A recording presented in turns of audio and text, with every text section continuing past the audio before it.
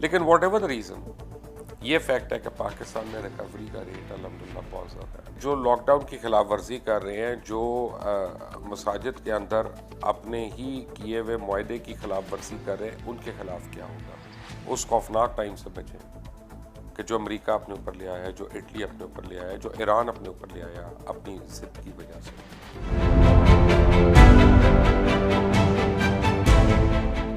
अस्सलाम वालेकुम, आप देख रहे हैं मुबश्शिर लुकमान यूट्यूब चैनल। मेरा नाम मुबश्शिर लुकमान है और बड़ा मुश्किल होता है रोज़ा खोलने के बाद इंसान जो है ना वो वी लॉक करा रहा हो।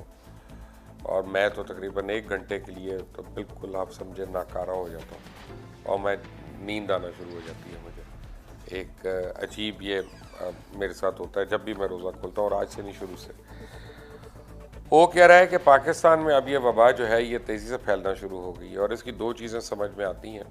एक तो रीज़न ये है कि अब टेस्ट ज़्यादा शुरू हो गए और क्योंकि टेस्ट हो रहे हैं तो उससे अब ज़्यादा लोग पॉजिटिव नज़र आ रहे हैं। अच्छा, फिर अब इसमें ऐसा भी हो रहा है कि जो लोग फ्रंट लाइन पे हैं, जो लोग हमारा दिफा कर रहे हैं इस वबा से, वो खुद इसका शिकार होना शुरू हो गए, जिनमें एक बहुत बड़ी तादाद डॉक्टर्स की है, पैरामेडिकल स्टाफ की है। इसी तरह बहुत बड़ी तादाद हमारे मुहाफ़िज़ों की है, पुलिस वालों की है, कि जो ख़ास तौर पे कराची में अब जो 50 के करीब पुलिस एहलकारों में पॉजिटिव निकल आया, जिनमें 6 इंस्पेक्टर्स भी शामिल थे, वो एहसास प्रोग्राम के तहत वहाँ पे रकम और राशन ये चीज़ें डिस्ट्रीब्यूट कर रहे थे लोगों में। तो इसका मतलब है कि बहुत आबादियों में लोगों को है ये वायरस कोविड-19, फ़र्क यह है कि उनको इसका पता नहीं चल रहा। अब इसमें दो बड़ी बातें हो रही हैं। एक तीसरी चीज़ जो इसमें अब शामिल हो रही है, अब उससे पता चलेगा, हमें खदशा है, डर है, और वो है मसाजिद के अंदर। बहुत सी ऐसी मसाजिद हैं जहाँ पे 20 रकाती प्रोग्राम के ऊपर, एजेंडा के ऊपर अमल दरामद नहीं हो रहा, जो सदर आरिफ अलवी साहब के साथ दीगर उलमाए कराम ने किया जाके। ना सदर आरिफ अलवी में इतनी हिम्मत है कि वो अपने एजेंडा को इम्प्लीमेंट करवाएं, ना वो जो गए थे वहाँ पे उनमें शायद इतना पास है उनको कि वो अपनी कई भी बात को पूरा तो करवाएं। और कई मसाजिद की तस्वीर जो हमारे पास आई हैं, हमारे सामने से होके गुजरी हैं, वहाँ खुल्लम खुल्ला इस चीज़ की खिलाफ वर्जी हो रही है। एक तो मस्जिद की वीडियो आई कि वहाँ पे मस्जिद को दरवाजे को ताले लगे हुए थे, तो लोगों ने बाहर सफ़े बिछाना शुरू कर दिए, बनाना शुरू कर दिए, वहीं पे खड़ा होके उन्होंने उस तरह से नमाज अदा करना शुरू कर दी। अब ये कौन समझाए उनको कि भाई तुम जिधर खड़े हो वही नमाज का तुम्हारी जाए नमाज बन जाती है, और तुम किसी भी जगह को दो अफराद जो है मिलकर बाजमात नमाज पढ़ सकते हैं। तो हर घर के अंदर मस्जिद बन सकती है, लेकिन अब ये कौन समझाए। डॉक्टर्स और पैरामेडिक स्टाफ और जो मुहाफ़िज़ीन हैं हमारे, उनका ये मसला है कि उनको अभी तक हिफाजती किट्स और हिफाजती सूट जो हैं वो प्रॉपर तरीके से नहीं दिए गए, और अब वो वजह बन रहे हैं लोगों में फैलाने की। उसकी वजह क्या है कि एक डॉक्टर है, वो आउटडोर में बैठा है, उसके पास कोई पेशेंट आता है, उस पेशेंट के अंदर कोई ज़ाहरी अलामत नहीं है और वो उससे मर्ज़ को ट्रांसफ़र कर लेता है। अब उसके बाद वो डॉक्टर जो है वो पता नहीं कितने लोगों को मिल रहा है, कितने लोगों को स्टेथोस्कोप लगा रहा है, किसी को थर्मामीटर लगा रहा है, किसी का बीपी चेक कर रहा है, किसी को इंजेक्शन लगा रहा है। तो वो किस किस को वो फैला रहा है, अब इसका हिसाब नहीं है। इसमें डॉक्टर्स भी मजबूर हैं, वो बेचारे चीख चीख कर थक गए हैं, वो बेचारे आवाज़ें निकाल निकाल के थक गए हैं कि हमें हिफाजती किट्स दो, हमें प्रोटेक्टिव गियर दो।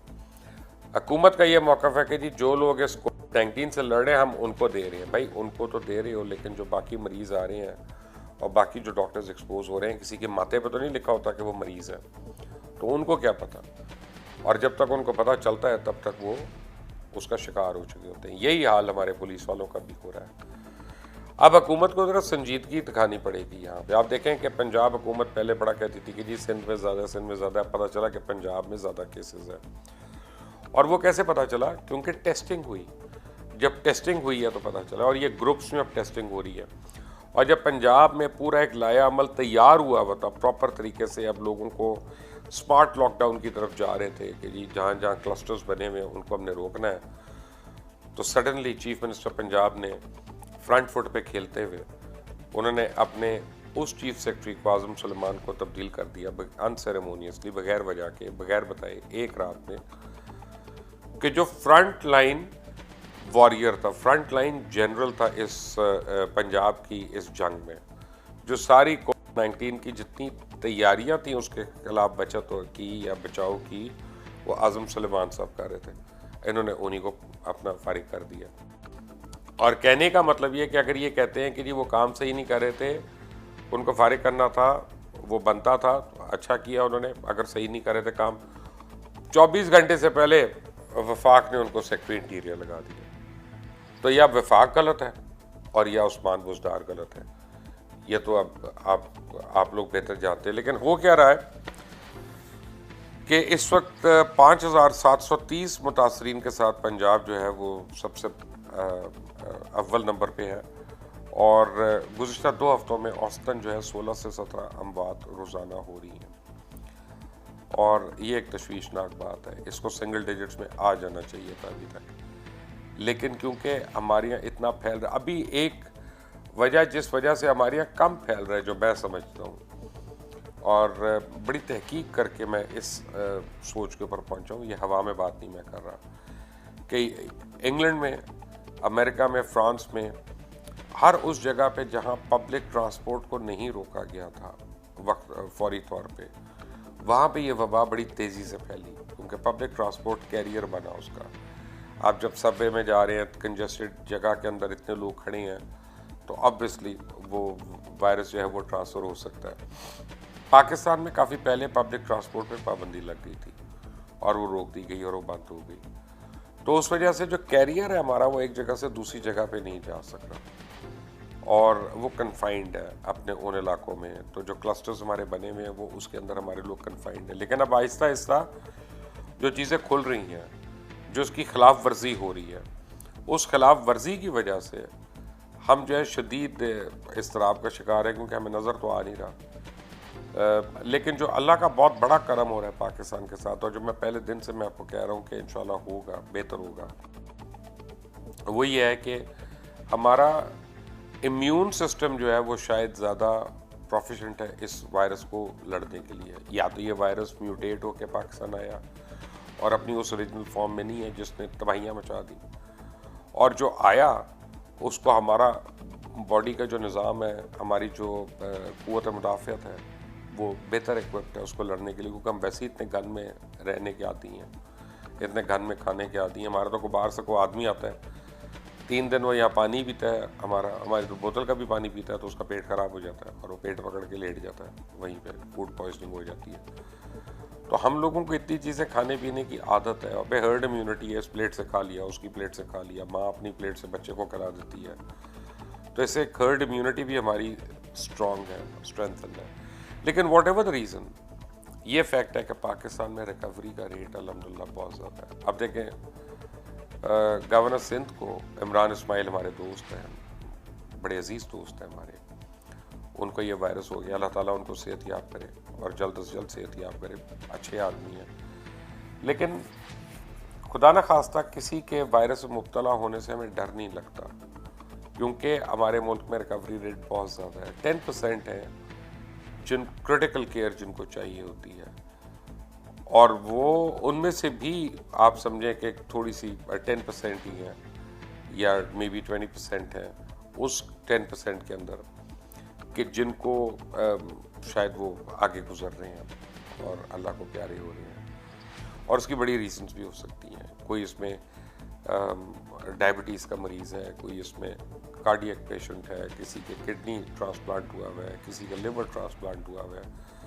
हमें अभी पूरों की हिस्ट्री तो नहीं पता, लेकिन एक मोहतात अंदाजे के मुताबिक जो लोग मल्टीपल बीमारियों का शिकार हैं वो इसका ज़्यादा शिकार हो रहे हैं। और जो सेहतमंद हमारा तबका है, या जो एक रिलेटिवली यंगर तबका है, वो अल्हम्दुलिल्लाह वो रिकवरी फेज़ में आ जाता है और वो रिकवर कर रहा है। सवाल ये पैदा होता है कि जो लॉकडाउन की खिलाफ वर्जी कर रहे हैं, जो मसाजिद के अंदर अपने ही किए हुए मुआहदे की खिलाफ वर्जी कर रहे हैं, उनके खिलाफ क्या होगा? इसके आगे मुझे लगता है हुकूमत बिल्कुल बेबस है।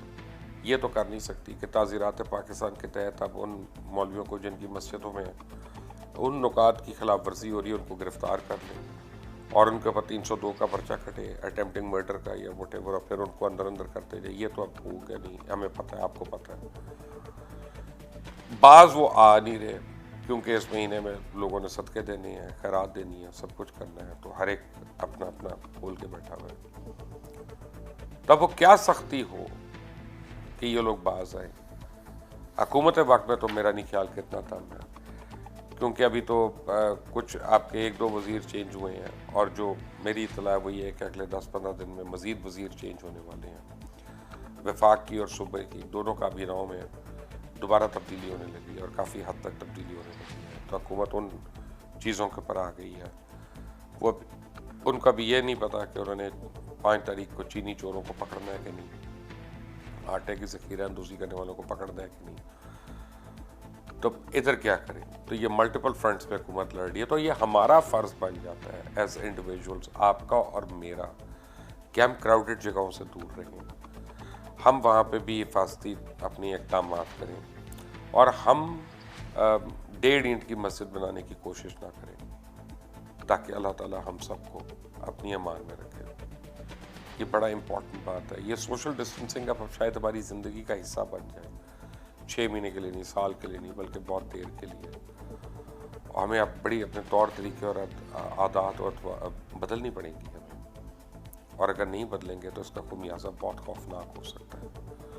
उस खौफनाक टाइम से बचें कि जो अमेरिका अपने ऊपर ले आया है, जो इटली अपने ऊपर ले आया है, जो ईरान अपने ऊपर ले आया अपनी ज़िद की वजह से। कोई टार्जन नहीं है हम में से, कोई किंग कॉन्ग नहीं है, कोई चैंपियन नहीं है।